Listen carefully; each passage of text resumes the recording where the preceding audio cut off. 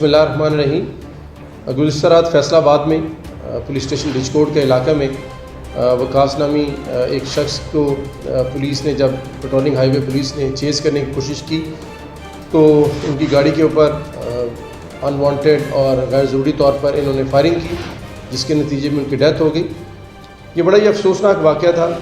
किसी भी निहत्थे शख्स के ऊपर और किसी भी ऐसे शख्स के ऊपर जो कि क्रिमिनल ना हो, पुलिस का इस तरह ताक़ुब करके फायरिंग करना बिल्कुल जवाज़ नहीं बनता।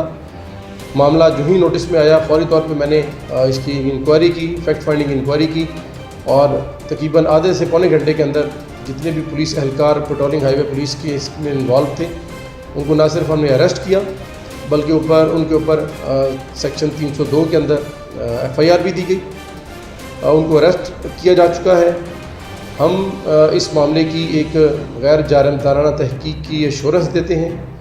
जो इसके मुद्दई हैं, लवाहिकीन हैं, उनसे ना सिर्फ ताज़ियत करते हैं बल्कि हम ये एश्योर भी करते हैं कि SSP इन्वेस्टिगेशन फैसलाबाद की ज़ेर सरपरस्ती एक हाई लेवल कमेटी बनाई जा चुकी है।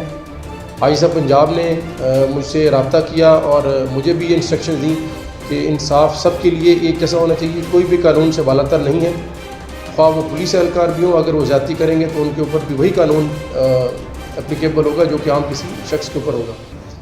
हम ये एश्योरेंस देते हैं कि गैर जानिबदाराना तहकीक होगी और गुनहगारों के ख़िलाफ़ सख्त कार्रवाई की जाएगी।